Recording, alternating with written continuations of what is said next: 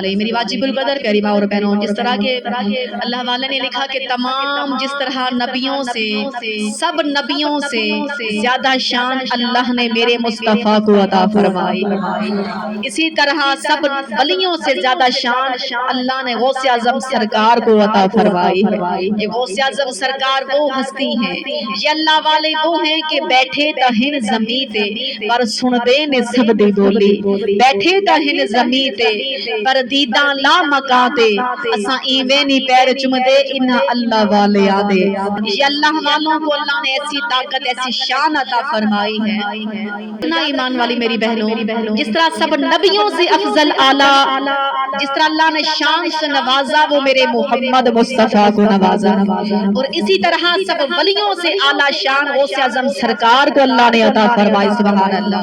غوث اعظم سرکار وہ ہستی ہیں جب دنیا پر آتے ہیں عمر 4 سال کی ہوتی ہے، غوث اعظم سرکار بچوں میں کھیل رہے تھے، ارے ان کی کھیل بھی بڑی الگ جدا ہوتی ہے، بچوں کو جمع کر کے فرماتے ہیں میں کہوں گا لا الہ الا اللہ اور آپ کہنا محمد الرسول اللہ۔ یہ کھیل بھی عجب کھیلا کرتے ہیں، بچوں کو جمع کر کے کھیل رہے تھے، ایک بزرگ گزرنے لگے، اس بزرگ کی عادت تھی وہ جہاں سے بھی گزرتے تھے کہتے تھے السلام علیکم ورحمت اللہ وبرکاتہ۔ یہ بزرگ کی عادت تھی، بچوں کے پاس سے گزرتے، جوانوں کے پاس سے، بڑوں کے پاس، جہاں بھی گزرتے سلام کیا کرتے تھے، کیونکہ یہ میرے سرکار کا فرمان ہے کہ ہمیشہ سلام میں پہل کیا کرو، ہمیشہ سلام میں پہل کیا کرو۔ اور بلکہ صحابہ کرام کا تو یہ عمل تھا کہ جو صبح جیسے آتے تو ایک دوسرے کو سلام کیا کرتے تھے، جب زیادہ کہ جو شام کو آتے پھر سلام کرتے، درخت کے حتیٰ کہ ایک سائیڈ سے دوسرا صحابی گزرا ہے، اگر درخت کے دوسری سائیڈ سے صحابی گزرا ہے تو اسی وقت فوراً ہی اگر ایک سائیڈ سے درخت کے صحابی آیا ہے دوسری سائیڈ سے آیا ہے تو پہلے آتے ہی سلام کرتے ہیں، ان کا یہ عمل تھا۔ بلکہ میرے آقا کریم کی دیوانیوں اسی طریقے یہ سلام کرنا میرے نبی کی سنت مبارک ہے، یہ نہ سوچا کریں یہ پہلے ہمیں سلام کرے گی، نہیں، سلام میں ہمیشہ پہل کرنی ہے۔ بلکہ میرے آقا کریم ایک صحابی کے گھر جاتے ہیں اور فرماتے ہیں السلام علیکم، تو وہ صحابی کے کانوں میں آواز آئی کہ میرے نبی سلام کر رہے ہیں، نبی نے دوبارہ فرمایا السلام علیکم، اس نے جواب عطا کہ آہستہ سے دے دیا، میرے نبی کے پاس آواز نہ پہنچی، پھر نبی نے تیسری مرتبہ جب سلام کیا پھر اس نے آہستہ سے جواب دیا، سرکار کے پاس جواب کی عطا کہ آواز نہ آئی، میرے نبی واپس آنے لگے، اس نے سلام کا جواب نہیں دیا، صحابی پیچھے سے دھوڑ کر آ کر پکڑ لیتا ہے، کہتا ہے یا رسول اللہ واپس کیوں جا رہے ہو؟ فرمایا میں نے 3 مرتبہ سلام کیا تو نے جواب نہیں دیا، میں اس لیے واپس جا رہا ہوں۔ صحابی عرض کرتا ہے یا رسول اللہ آپ کے سلام میں اتنا اثر تھا کہ میں چاہتا تھا بار بار نبی سلام کرتے رہے، میں یہ چاہتا تھا جس کو نبی فرما دے کہ تم پر سلامتی ہو تو میں بار بار یہ دعا لینا چاہتا تھا، اس لیے میں سلام کا جواب دے رہا تھا لیکن آہستہ سے دے رہا تھا۔ ارے یہ میرے آقا کریم کی مبارک عادت تھی، جہاں سے گزرتے سلام کیا کرتے، تو اس بزرگ کی بھی حتیٰ سرکار کی سنتوں پر عمل کرنے والا بزرگ کی اس کی بھی عادت بن گئی، جہاں سے گزرتا بچوں کے پاس بڑوں کے پاس تو سلام کرتا، سلام کیا۔ غوث اعظم سرکار کی عمر 4 سال تھی، لیکن ایمان والی بہنوں سارے بچوں نے جواب دیا وعلیکم السلام وعلیکم السلام، لیکن اس بچے نے 4 سال کی عمر غوث اعظم سرکار نے 2 مرتبہ کہا وعلیکم السلام، بزرگ نے پکڑ لیا، فرمایا او بچے 7 بچوں نے مجھے 1 مرتبہ جواب دیا پر تو نے 2 مرتبہ کیوں کہا ہے؟ کہا ہے کہ بزرگ نے جب اتنی سی بات کہی، غوث اعظم سرکار کی عمر 4 سال کی، فرماتے ہیں بابا جان وہ دیکھو سامنے سیدوں کا گھر ہے، تو یہاں سے گزرا تھا 4 سال پہلے گزرا تھا؟ فرمایا ہاں میں گزرا تھا۔ کہا تو نے سلام کیا؟ ہاں میں نے سلام بھی کیا تھا، میں نے یہ سوچا سیدوں کا گھر ہے خالی نہیں جاتا ہوں، سلام کر کے جاتا ہوں۔ بزرگ نے کہا کہ میں نے 4 سال پہلے اس گھر کے سامنے سے ہاں میں گزرا تھا، سلام کر کے گزرا تھا، تو آپ نے فرمایا بابا جی تب میرے گھر میں کوئی جوان موجود نہیں تھا، میری ماں حمل کے ساتھ تھی، میں اپنی ماں کے شکم کے اندر تھا، تب تو نے تو سلام کر لیا پر جواب تمہیں نہ مل سکا، آج 4 سال کے بعد میں نے تمہارے سلام کا جواب دے کر پہلے والا قرض بھی اتار دیا، آج میں نے 4 سال پہلے کا قرض بھی اتار دیا اور آج والا قرضہ بھی اتار دیا، جو 2 مرتبہ جواب دیا تو وہ یہ راز تھا، یہ وہ ہستی ہیں ایمان والی بہنوں، جب آپ نے علم حاصل کر لیا تو اس قدر آپ کے مرید بن گئے، 70 ہزار لوگ جمع ہو کر آپ کے بیان سننے کے لیے آیا کرتے تھے، اللہ والوں کی بیان میں اتنا اثر تھا، اتنی تاثیر تھی کہ 70 ہزار لوگ آ کر بیان سنا کرتے تھے، لیکن بغیر سپیکر کے آپ بیان کرتے تو جیسے آگے والے آواز سنا کرتے تھے ویسے پیچھے والے آواز سنا کرتے تھے، اتنا اثر تھا آپ کے بیان کے اندر۔ علماء کرام لکھتے ہیں جب بیان ختم ہو جاتا، دعا ہو جاتی، پھر وہاں سے کئی حتیٰ کہ 1000 لوگوں کے جنازے اٹھا کرتے تھے، اللہ کا بیان سن کر خوف میں آنسو بہا بہا کر رو رو کر لوگوں کے دل پھٹ جاتے، کلیجے پھٹ جاتے، کئی لوگوں کی وہاں سے لاشیں اٹھائی جاتی، یہ اللہ والے وہ ہیں جب آپ نے علم حاصل کر لیا، اللہ نے ایسی شان سے نوازا کہ اپنے مریدوں کے پاس بیٹھے تھے، مدرسے میں بیٹھے ہیں، بچوں کو سبق پڑھا رہے ہیں، اچانک بازو لمبا کیا، شاگردوں نے دیکھا کہ بازو کے اوپر سے پانی کے قطرے ٹپک رہے ہیں، شاگرد بڑے حیران ہیں، مرید پوچھتے ہیں یہ کیا معاملہ ہے؟ آپ نے فرمایا جو میں جانتا ہوں وہ تم نہیں جان سکتے ہو، اتنی سی گفتگو فرمائی، تو آؤ سنو، تھوڑی دیر کے بعد 4 آدمی آتے ہیں، ان کے جسم پر جو لباس تھے وہ گلے ہو چکے تھے، پانی بہ رہا تھا، آ کر کہتے ہیں بابا جی ہماری کشتی ڈوب رہی تھی، وہاں ڈوبتی کشتی میں ہم نے آپ کو آواز دی تھی، ہماری ڈوبتی ہوئی کشتی بھی اللہ نے نظر آنے لگی، ہماری ڈوبتی ہوئی کشتی بھی بچ جاتی ہے، سبحان اللہ۔ فرماتے ہیں وہ 4 آدمی آ کر کہتے ہیں ہماری کشتی ڈوب رہی تھی تو وہاں ہم نے آپ کو آواز دی تھی،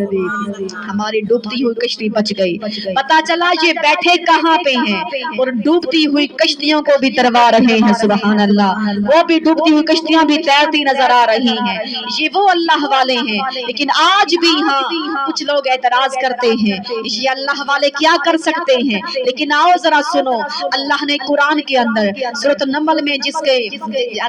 واقعہ کو بیان بھی کیا ہے، قرآن ذرا کھول لیں سمجھیں، سلیمان علیہ السلام دربار لگا ہوا، فرمایا کون ہے جو میرا حتیٰ کہ کچھ دیر کے اندر مجھے بلقیس کا تخت چاہیے، ایک جن آتا ہے کہتا ہے اللہ کے پیغمبر مجھے حکم دو،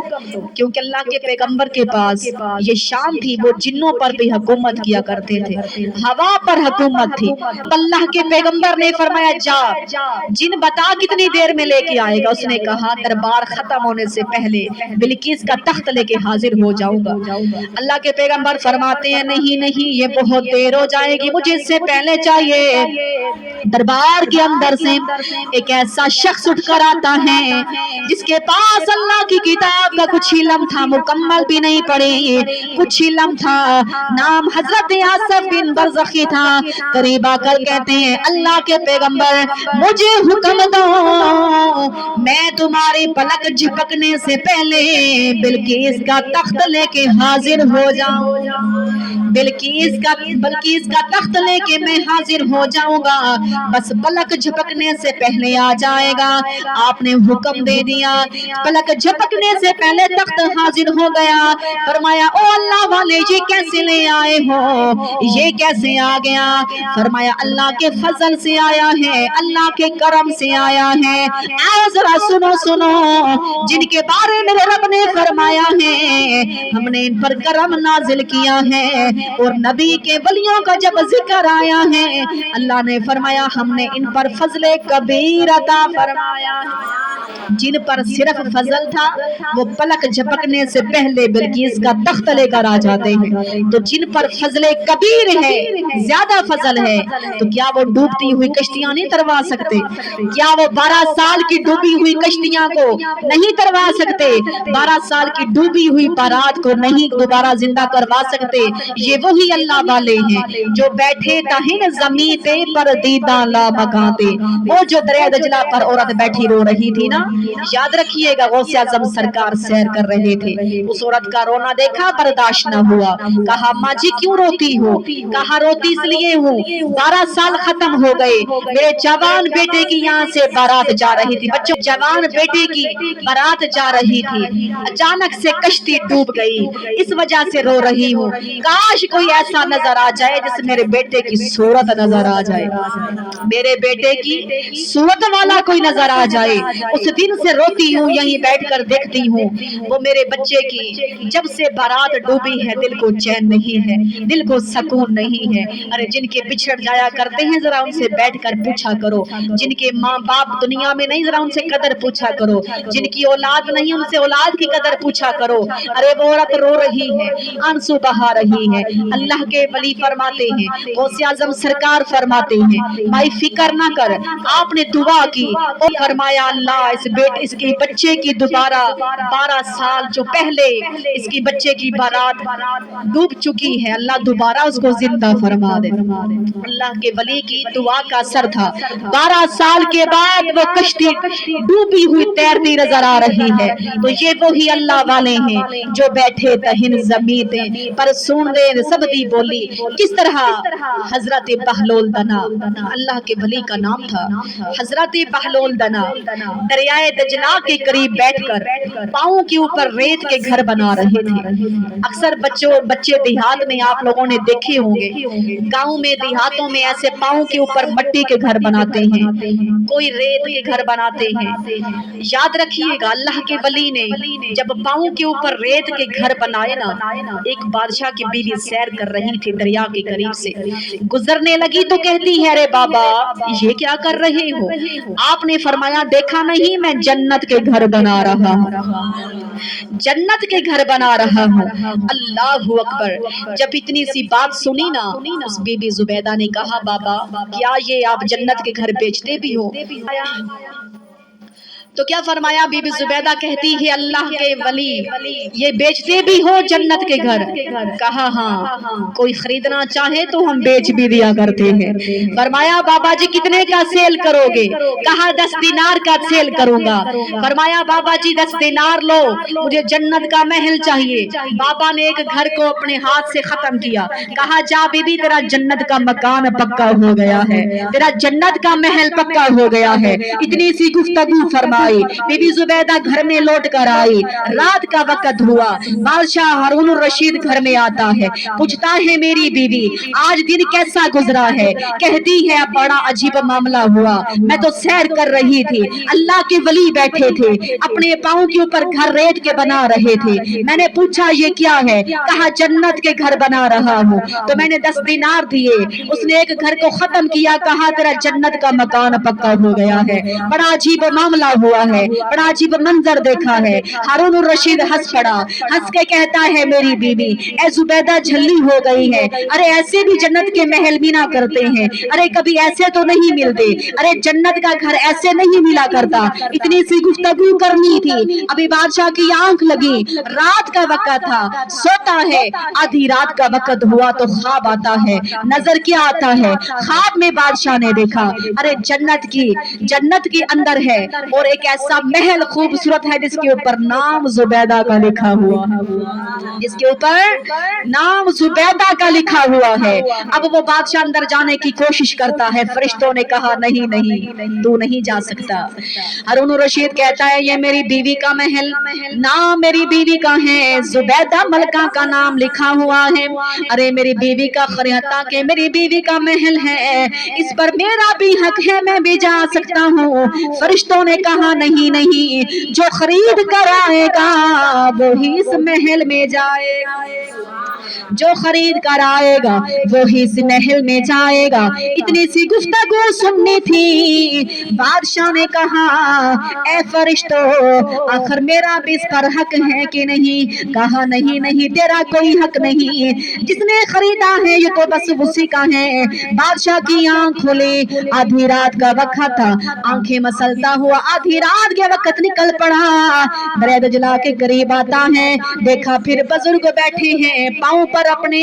रेत के घर बना रही हैं। पूछा, बाबा क्या है? फरमाया, जन्नत के महल तैयार कर रहा हूँ, जन्नत के महल बना रहा हूँ। जब बादशाह ने इतनी सी बात सुनी, कहा, बाबा जिसको सेल भी करोगे कि नहीं? बाबा कितने का दोगे? बुजुर्ग ने मुस्कुरा कर कहा, अरे एक हीरे का प्याला लेके आओ, हीरे का प्याला मिलेगा, जन्नत का महल उसके बदले में मिल जाएगा। तुम्हें जन्नत का महल उसके बदले में मिलेगा, पहले हीरे का प्याला लेके आओ। इतनी सी गुफ्तगू सुननी थी तो बादशाह कहता है, बाबा मेरी बीवी को इतना सस्ता बेचा है, मेरी बीवी को 10 दिनार का दे दिया है, लेकिन मुझे इतना महंगा क्यों? मुझे हीरे का प्याले के बदले में मिलेगा, मुझे इतना महंगा क्यों दे रहे हो? बाबा जी मुस्कुरा कर कहते हैं, अरे हाँ हाँ सुन, तेरी बीवी को मैंने इसलिए सस्ता दिया है, बगैर देखे सौदा ले जाए हम उसको सस्ता दे दिया करते हैं, जो देख कर सौदा खरीदने आए हम उसको महंगा बेचा करते हैं। ये वो अल्लाह वाले हैं, बैठे तो हिन जमीन ते पर दीदा ला लगाते। अरे सुनो सुनो, ये 10 दिनार जो लिए थे जुबैदा से, दरिया में फेंके थे। उलमा कराम लिखते हैं, दरिया के उस साइड पे वो यतीम बच्चे आया करते थे, मछलियां पकड़ के ले जाया करते थे। वो 10 दिनार मछली ताकि अपने पेट में ले जाया करती थी, लेकिन जब वो बच्चे मछली पकड़ कर जाते,